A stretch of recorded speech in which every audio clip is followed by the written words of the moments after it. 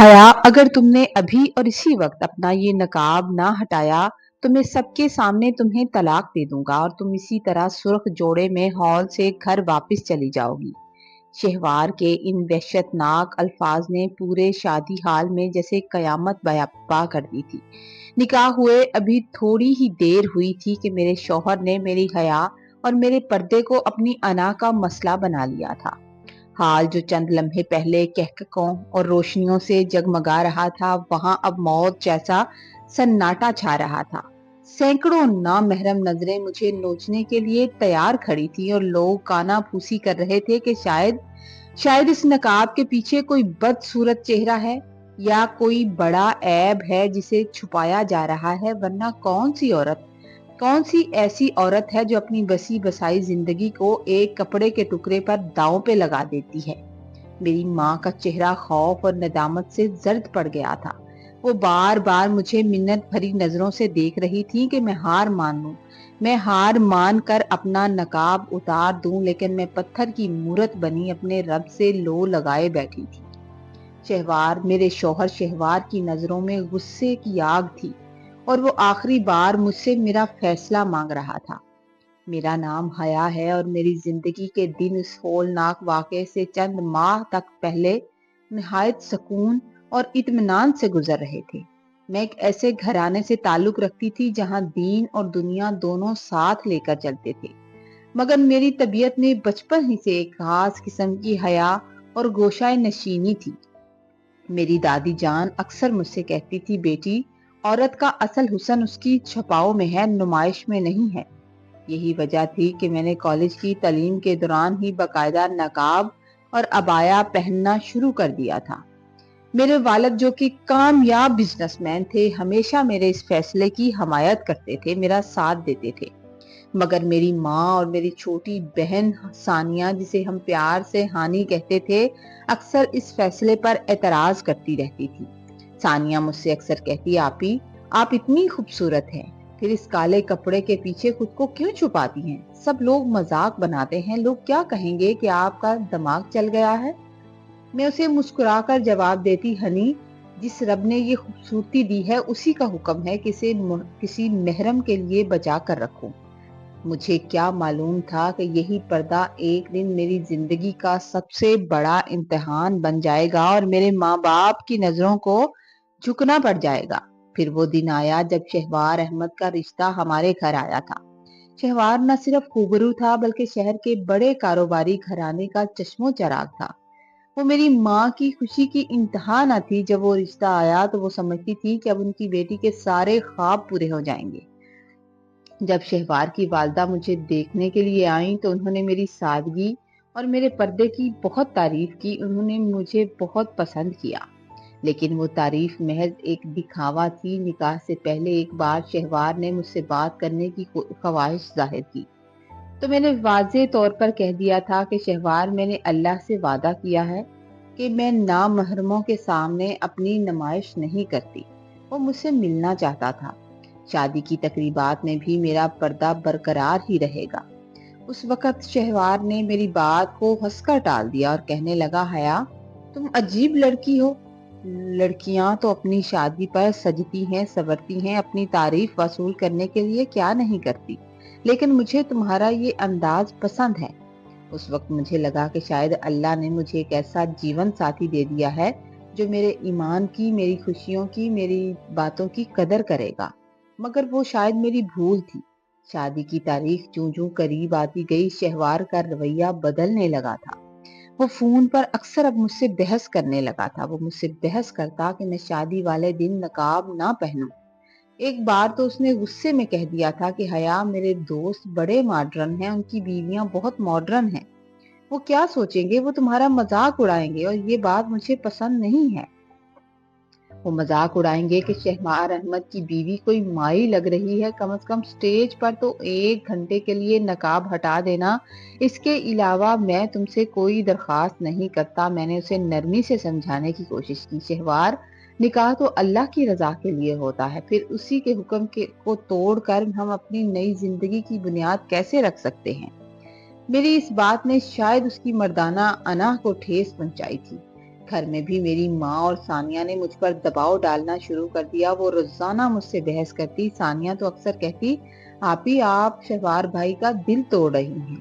وہ اتنے مہنگے زیورات اور لہنگا لائے ہیں, کیا وہ صرف نقاب کے نیچے چھپانے کے لیے لائے ہیں؟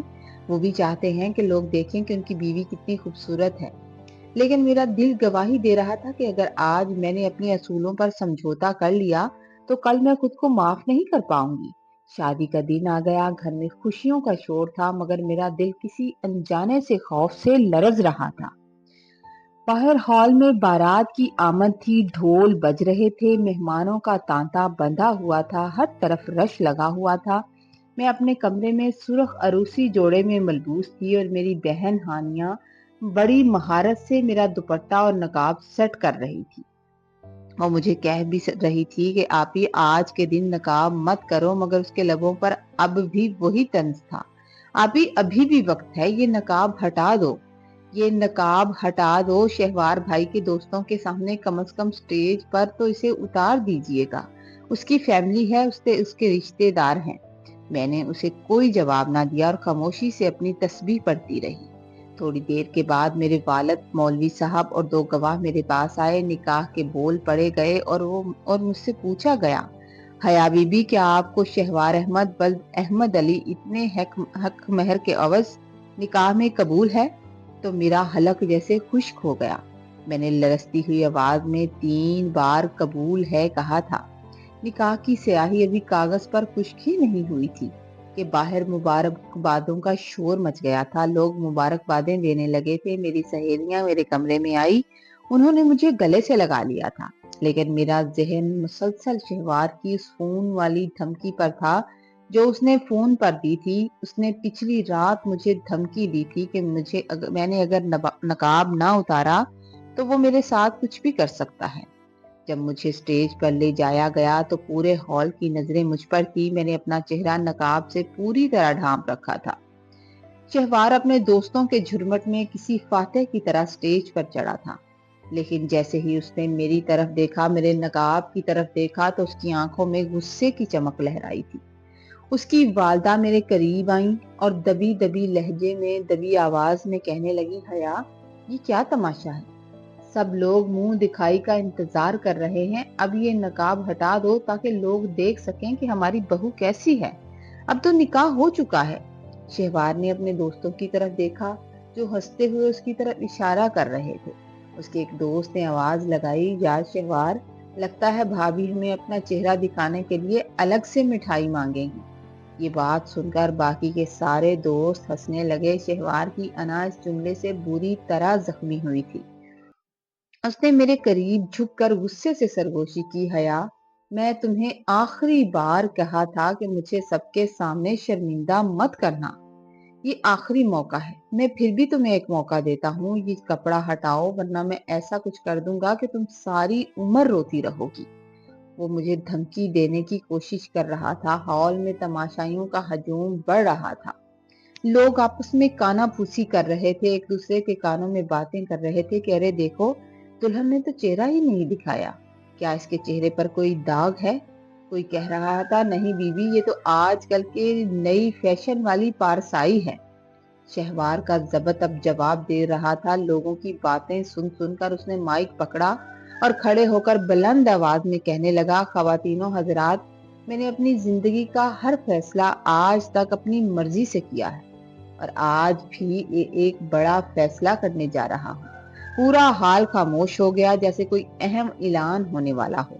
شہوار نے میری طرف اشارہ کرتے ہوئے کہا جس لڑکی کو میرے وقار اور میری خواہش سے زیادہ اپنے اس کالے کپڑے اس نقاب کی فکر ہے وہ میرے گھر کی زینت نہیں بن سکتی.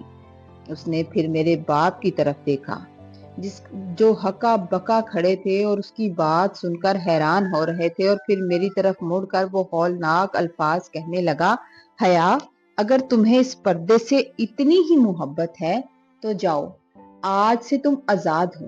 میں تمہیں طلاق دیتا ہوں, طلاق دیتا ہوں, طلاق دیتا ہوں.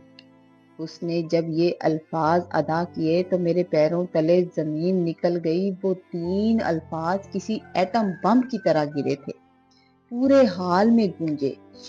شہباز سٹیج سے اترا اور غصے میں ہال سے باہر نکل گیا تھا۔ اس کے گھر والے بھی اس کے پیچھے بھاگے تھے، جبکہ میرا پورا خاندان وہیں منجمد ہو کر رہ گیا تھا۔ میری ماں ہال کے بیچوں بیچ بیٹھ کر بین کرنے لگی تھی۔ میری ماں کے رونے کی آوازیں میرے کانوں تک آ رہی تھی۔ ہائے میں لٹ گئی، اے حیا تو نے اپنے اس پردے کی آڑ میں ہماری پگڑیاں اچھال دی، کاش تو پیدا ہی نہ ہوتی۔ یہ سارا منظر دیکھ کر رشتے داروں کی زبانیں کینچی کی طرح چلنے لگی۔ کوئی کہہ رہا تھا، دیکھا میں نے کہا تھا نا، یہ لڑکی ضرور کسی عیب کو چھپا رہی ہے، ورنہ کوئی شوہر شادی کی پہلے دن ہی ایسا فیصلہ نہیں کرتا۔ ثانیہ بھی میرے پاس آئی اور غصے سے چیخنے لگی اور باتیں کرنے لگی، آپی آپ نے ہمیں کہیں کا نہیں چھوڑا، اب آپ کو اس طلاق یافتہ کو کون اپنائے گا؟ میں وہاں بت بنی بیٹھی تھی، مگر میرا دل اپنے رب سے باتیں کر رہا تھا۔ میں نے وہیں سجدے میں سر رکھ دیا تھا اور دھاڑے مار مار کو رونے لگی۔ میں نے رو رو کے اللہ کو پکارا، یا اللہ میں نے تو یہ سب تیری رضا کے لیے کیا تھا، اگر تو مجھ سے راضی ہے تو مجھے ان لوگوں کے طعنوں کی کوئی پرواہ نہیں ہے۔ ابھی میں سجدے میں گری تھی، میں رو رہی تھی کہ اچانک ہال میں ایک عجیب سی خاموشی چھا گئی۔ میری بہن ثانیہ کی ایک زوردار چیخ گونجی، امی آپی کو دیکھیں۔ جیسے ہی اس کی آواز آئی، جیسے ہی میں نے سجدے سے سر اٹھایا، پورا ہال میں ایک نورانی روشنی پھیل چکی تھی۔ لوگ حیرت سے اپنی آنکھیں مل رہے تھے۔ میرے چہرے سے ایسا نور پھوٹ رہا تھا کہ دیکھنے والوں کی آنکھیں چندھا رہی تھی۔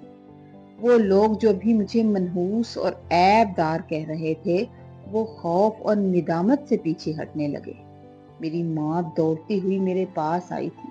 اللہ نے ایسا معجزہ کر دکھایا تھا۔ میرا چہرہ، نقاب والا چہرہ ہاتھوں میں لے کر رونے لگی، حیا میری بچی مجھے معاف کر دے، میں نے تیرے تقوی کو نہیں پہچانا، تو تو اللہ کی ولی ہے۔ میرے اللہ نے میری عزت رکھ لی تھی۔ جن لوگوں کے سامنے مجھے شہوار نے بدنام کیا تھا، میرے مالک نے انہی لوگوں کے سامنے میری عزت رکھ لی تھی۔ اسی لمحے دروازے پر زوردار دستک ہوئی۔ محلے کا ایک لڑکا ہانپتا ہوا اندر داخل ہوا اور چلانے لگا کہ ٹی وی لگاؤ، ابھی ابھی خبر آئی ہے کہ شہوار احمد کی گاڑی کا ہولناک حادثہ ہو گیا ہے اور وہ موقع پر ہی جاں بحق ہو گیا ہے۔ ہال میں ایک بار پھر سناٹا چھا گیا، مگر اس بار یہ سناٹا عبرت کا تھا۔ وہ شخص جو ابھی چند لمحے پہلے اپنی طاقت اور انا کے نشے میں ایک بے گناہ عورت کی زندگی برباد کر کے چلا گیا تھا، اسے اس کے کیے کی سزا مل چکی تھی۔ عدت کے دن میرے لیے گوشہ نشینی اور اللہ سے لو لگانے کا ذریعہ تھے۔ میں نے جوانی میں عبادت کی تھی اور میرے اللہ نے وہ قبول کر لی تھی۔ ان ایام میں مجھے احساس ہوا کہ اللہ نے مجھے ایک بڑی آزمائش سے نکال کر ایک بڑے مقصد کے لیے چن لیا ہے۔ میں نے اپنے گھر کے ایک حصے میں محلے کی بچیوں کو دینی تعلیم دینا شروع کر دی۔ وہ لوگ جو کبھی مجھے اچھوت سمجھتے تھے، میرے بارے میں باتیں کرتے تھے، اب اپنی بیٹیوں کو میرے پاس بھیجتے ہوئے فخر محسوس کرتے تھے۔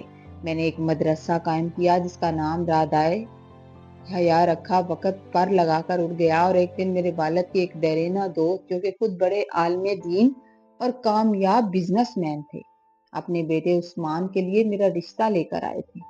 عثمان نے جب مجھ سے بات کی تو اس نے بڑے احترام سے کہا، حیا بی بی آپ کی ثابت قدمی کی داستانیں سنی ہیں، اور مجھے بھی ایسی ہی جیون ساتھی چاہیے جو دنیا کے سامنے جھکنے کی بجائے صرف اپنے رب کے سامنے جھکتی ہو۔ اس کے بعد ہمارا نکاح نہایت سادگی سے ہوا اور عثمان نے نہ صرف میرے پردے کا احترام کیا بلکہ میرے مدرسے کو ایک بڑی اکیڈمی میں تبدیل کرنے میں اس نے میری مدد کی تھی۔ اس نے ہر مشکل جگہ پر میرا ساتھ دیا تھا۔ دوسری طرف میری بہن، جو مجھے ہمیشہ ماڈرن بننے کی دوڑ میں رہتی تھی، وہ مجھے بھی تنقید کرتی تھی، باتیں سناتی تھی۔ اس کی زندگی نے ایک تلخ موڑ لے لیا۔ اس نے اپنی مرضی سے ایک ایسے لڑکے سے شادی کی تھی جو صرف اس کے حسن کا دیوانہ تھا۔ کچھ ہی سالوں بعد اس کا شوہر اسے 2 بچوں کے ساتھ چھوڑ کر کسی اور کے ساتھ چلا گیا تھا۔ ایسے لوگ جو حسن پر مر مٹتے ہیں، وہ ایک حسن پر اتفاق کبھی بھی نہیں کرتے۔ آج ثانیہ طلاق لے کر امی کے گھر بیٹھی ہے، روتی ہے اور کہتی ہے، آپی میں نے زندگی بھر جس حسن کی نمائش کی، اسی نے مجھے دھوکہ دیا، کاش میں نے بھی آپ کی طرح اپنے آپ کو اللہ کی حفاظت میں دے دیا ہوتا۔ तो मेरे साथ शायद आज ऐसा न होता। मैं उसे गले लगाकर तसल्ली देती हूँ कि अल्लाह के यहाँ देर है अंधेर नहीं है। सानिया का शोहर अक्सर उसे कहता था, तुम्हारा हुस्न ही मेरी पसंद है, जिस दिन ये ढल गया मैं तुम्हें छोड़ दूंगा। और उसने वही किया था। सानिया अब अपनी गुजरी हुई जिंदगी पर बहुत पछताती है और हर वक्त जाए नमाज पर बैठकर अल्लाह से माफी मांगती है, मगर वो वक्त जो नमाज में बीत गया अब कभी भी वापस नहीं आ सकता। गुजरे हुए वक्त को हम लाने की जितनी भी कोशिश करें, गुजरा हुआ वक्त कभी वापस नहीं आता। आज मैं अपनी खुशहाल जिंदगी में अपने रब का शुक्र अदा करती हूँ। मेरा बेटा, मेरा शौहर मेरी ताकत है। मैं दीनी तालीम को आम करती हूँ, पर्दे को आम करती हूँ और मेरा मदरसा हजारों बच्चियों के लिए रोशनी का मीनार है। उस्मान अक्सर मुझसे कहते हैं, हया, तुम्हारी वो एक रात की साबित कदमी ने न सिर्फ बल्कि हजारों बच्चियों की जिंदगी को बदल दिया है। मैंने ये सीख लिया है, जब आप अल्लाह के लिए किसी चीज को छोड़ देते हैं तो अल्लाह ताला आपको उससे कहीं बेहतर चीज अता फरमाता है, क्योंकि इज्जत और जिल्लत उसी के हाथ में है। लोग सिर्फ जो कभी ताने देते थे, अब दुआओं के लिए मेरे पास आते हैं। शहवार का अंजाम एक इबरतनाक और मेरा सब्र एक मिसाल बनकर रह गया। वाकई जो रब के सामने झुक जाता है, अल्लाह ताला उसे सबके सामने कभी भी जलील नहीं होने देता। मेरा रब उसे पूरी दुनिया के सामने सरबुलंद करता है। मेरी जिंदगी का हर लम्हा इस बात की गवाही है कि पर्दा बोझ नहीं है, बल्कि वो हिसार है जो हमें दुनिया की गलास्तों से बचाकर अपने रब के करीब कर देता है। स्टोरी अगर आपको अच्छी लगे तो लाइक कीजिएगा, कमेंट में अपनी राय का इजहार कीजिएगा। चैनल पर नए हैं तो प्लीज चैनल को सब्सक्राइब कर दें, ताकि हमारी हर होने वाली स्टोरी आप तक पहुंचे। दुआओं में याद रखें। अल्लाह ताला आपको आबाद रखे।